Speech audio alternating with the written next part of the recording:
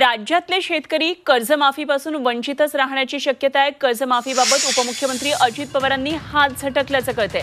आपण कर्जमाफीचं आश्वासन दिलं नसल्याचं वक्तव्य त्यांनी केलंय। माझ्या भाषणात कधी तुम्ही कर्जमाफी ऐकलं आहे का असा प्रश्न त्यांनी विचारला। दौंडमधल्या सभेत कर्जमाफीबाबत विचारणाऱ्यांना त्यांनी हा थेट अशा प्रकारे सवाल विचारलाय। उपमुख्यमंत्री अजित पवार यांचं हे एक मोठं विधान आलंय आणि या विधानामुळे कर्जमाफीच्या घोषणेबाबत आता संभ्रम निर्माण झालाय।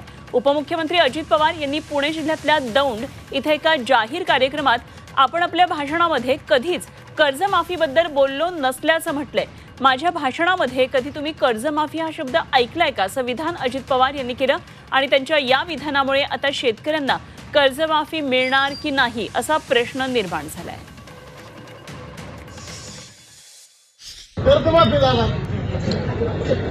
माझ्या भाषणात कधी तुम्ही ऐकलं का कर्ज? मला मी जेवढी भाषणं केली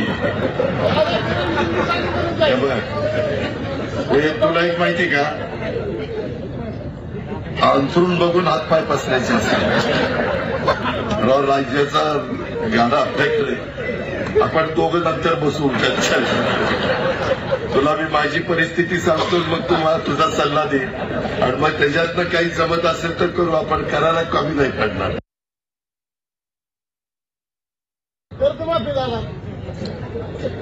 माझ्या भाषणात कधी तुम्ही ऐकलं का कर्ज? मला मी जेवढी भाषणं केली तुला एक माहिती का,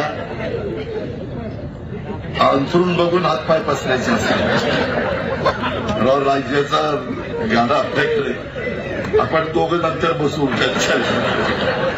तुला मी माझी परिस्थिती सांगतो, मग तू मला तुझा सल्ला दे आणि मग त्याच्यातनं काही जमत असेल तर करू, आपण करायला कमी नाही पडणार।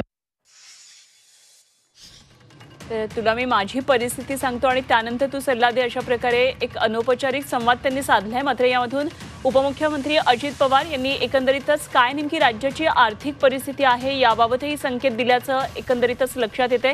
कर्जमाफीबाबत मात्र उपमुख्यमंत्री अजित पवार यांनी हात झटकल्याचं या त्यांच्या संवादामधून दिसून येते। त्यामुळे सध्या शेतकरी संभ्रमात आहे, कर्जमाफी होणार की नाही।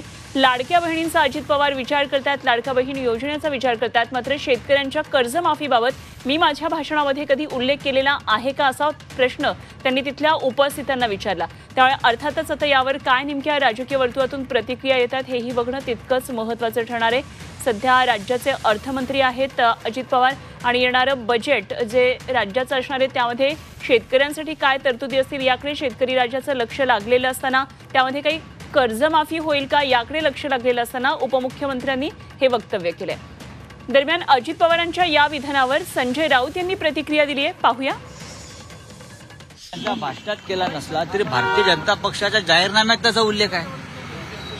भारतीय जनता पक्षाच्या जाहीरनाम्यात 2100 रुपये लाडक्या बहिणींना आणि कर्जमाफी शेतकऱ्यांना हे भारतीय जनता पक्षाच्या जाहीरनाम्यात जर स्पष्ट लिहिलं असेल आणि त्या भारतीय जनता पक्षाच्या सरकारमध्ये आपण अर्थमंत्री असाल तर तुम्ही काय बोलताय आणि बोलला नाही तुमच्या भाषणात याला काय अर्थ राहत नाही।